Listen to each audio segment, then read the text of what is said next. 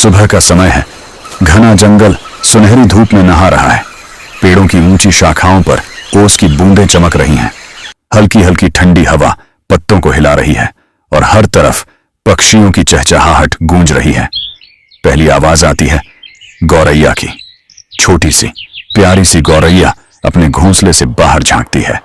घोंसला उसने बड़ी मेहनत से बनाया है, तिनकों, सूखी घास और रुई जैसे मुलायम धागों से। वो अपने बच्चों को देखती है और सोचती है, सर्दी आने वाली है, मुझे इन्हें सुरक्षित रखना होगा। उसकी आंखों में जिम्मेदारी और प्यार झलकता है। थोड़ी ही दूर कबूतरों का जोड़ा अपने घोंसले में दाने सजा रहा है।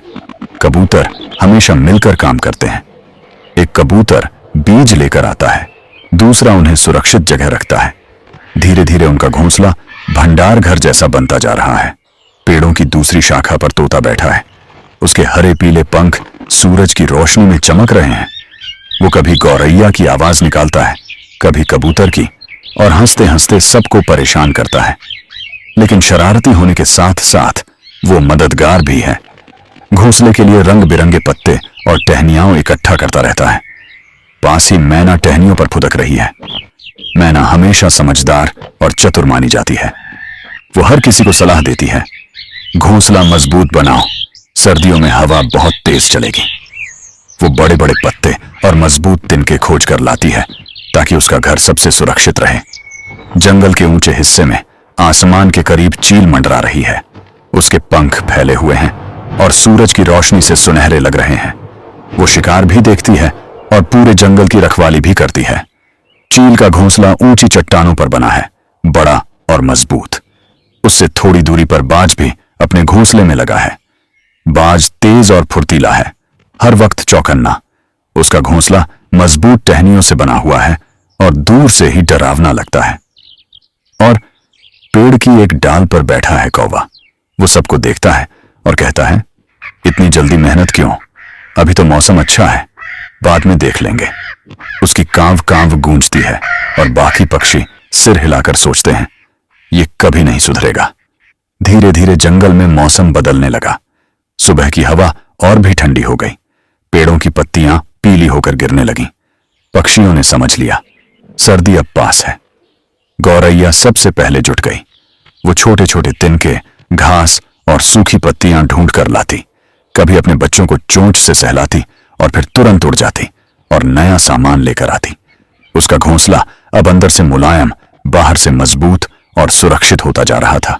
कबूतरों का जोड़ा दिन रात मेहनत कर रहा था। एक कबूतर दाने लाता, दूसरा उन्हें करीने से जमा करता। उनके घोंसले में अब बाजरे, चावल और जौ जैसे बीज भर चुके थे। दोनों एक दूसरे को देख मुस्कुराते, जैसे कह रहे हों, हमने अपने बच्चों का भविष्य सुरक्षित कर लिया है। तोता अपनी शरारतों में भी मेहनत जोड़ देता। कभी रंग बिरंगे फूल तोड़कर लाता और घोंसले में सजाता, कभी लंबी टहनियां काटकर जमा करता। उसका घोंसला जंगल में सबसे अनोखा और रंगीन लग रहा था। बाकी पक्षी हंसकर कहते, तोते का घर तो किसी राजा का महल लगता है। तोता खुश होकर जवाब देता, हाँ, मेरा घोंसला देख सबको मजा आना चाहिए। मैना बहुत गंभीर थी। वो हर पक्षी को सलाह देती, तिनके ऊपर तिनके मत रखो, बीच में सूखी घास और मुलायम रुई भी भरो, तभी ठंडी हवा अंदर नहीं आएगी। वो खुद मजबूत पत्ते और छाल के टुकड़े जोड़कर अपने घोंसले को ढाल जैसी बना रही थी। चील आसमान से उड़ते हुए पूरे जंगल को देखती। वो कहती, मैंने अपने घोंसले को ऊंची चट्टान पर बनाया है। वहां ठंडी बर्फ कम पहुंचती है और कोई शिकारी भी पास नहीं आता। उसका घोंसला सच में बहुत मजबूत और सुरक्षित था। बाज भी पीछे नहीं था। वो सबसे ऊंचे पेड़ पर घोंसला बना रहा था। बाज अपने नुकीले पंजों से मजबूत टहनियां तोड़ लाता और बड़ी मेहनत से जमाता। उसका घोंसला देखने में ही एक किले जैसा लगता। और कौवा बस डाल पर बैठा कांव कांव करता और सबका मजाक उड़ाता। वो कहता, इतनी मेहनत क्यों? जब बर्फ गिरेगी तो मैं भी किसी के घोंसले में चला जाऊंगा। मुझे मेहनत करने की क्या जरूरत? बाकी पक्षी उसकी बात सुनकर चुप हो जाते, लेकिन मन ही मन सोचते, ये आलस एक दिन इसे मुसीबत में डालेगा। दिन बीतते गए। सभी पक्षी थकते नहीं थे। सुबह सूरज निकलने से पहले ही उड़ जाते और शाम ढलने तक अपने अपने घोंसले मजबूत करते। हर किसी का घोंसला अब अलग अलग अंदाज का हो चुका था। किसी का नरम, किसी का मजबूत, किसी का सजावटी। और फिर अचानक एक सुबह आसमान से बर्फ गिरनी शुरू हुई। पहले हल्की हल्की, फिर तेज। पूरा जंगल सफेद चादर में ढक गया। पेड़ों की टहनियां झुक गईं, झीलें जमने लगीं और ठंडी हवा हर तरफ बहने लगी। सारे पक्षी अपने अपने घोंसलों में दुबक गए। गौरैया अपने बच्चों को पंखों से ढक लेती, कबूतर अपने भंडार से दाने निकालकर खाते, तोता अपने रंग बिरंगे घोंसले में भी कांपते हुए बैठा था, लेकिन खुश था कि घर सुरक्षित है। मैना आराम से बैठकर सोच रही थी, मेरी मेहनत रंग लाई। चील और बाज ऊंचे घोंसलों में भी सुरक्षित थे, लेकिन कौवा अकेला रह गया। उसके पास न तो घोंसला था, न ही खाना।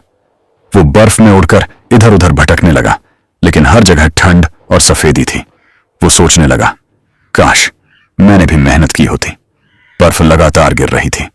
पूरा जंगल सफेद चादर में दब चुका था।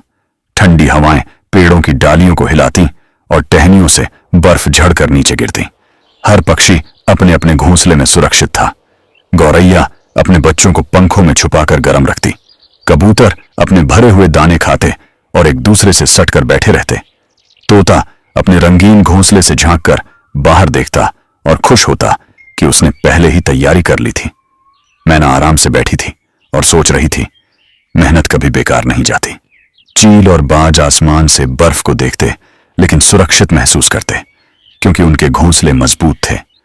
लेकिन कौवे की हालत खराब थी। उसने कहीं घोंसला नहीं बनाया था। वो बर्फ में कांपता हुआ उड़ता रहा। कभी गौरैया के घोंसले की ओर गया, पर वहां जगह नहीं थी। कभी कबूतरों की ओर गया तो उन्होंने कहा, हमने मेहनत की है, हमारा भंडार हमारे लिए ही है। तोते, मैना, चील, बाज, हर किसी के पास अपना घर था। बेचारा कौवा एक डाल पर बैठकर ठंड से कांपता रहा। बर्फ उसके पंखों पर जम गई, चोंच सुन्न हो गई। वो सोचने लगा, काश मैंने सबकी तरह मेहनत की होती, काश मैंने भी अपना घोंसला बनाया होता। आखिरकार जब उसकी हालत बहुत खराब हो गई, गौरैया ने दया दिखाई। उसने अपने छोटे से घोंसले में कौवे को थोड़ी देर जगह दी। कौवा कांपती आवाज में बोला, मुझे माफ कर दो दोस्तों, अब समझ आया कि मेहनत और तैयारी कितनी जरूरी है। सर्दियां धीरे धीरे बीत गईं। जब धूप निकली और बर्फ पिघली तो सभी पक्षी फिर बाहर आए। कौवा सबसे आगे खड़ा होकर बोला, अब मैं सबसे पहले अपना घोंसला बनाऊंगा, अब कभी आलस नहीं करूंगा। बाकी पक्षी मुस्कुराए और बोले, गलती से सीख लेना ही सबसे बड़ी समझदारी है। जो भी आने वाले समय के लिए मेहनत और तैयारी करता है, वही मुश्किल दिनों में सुरक्षित रहता है, और जो लापरवाही करता है उसे बाद में पछताना पड़ता है।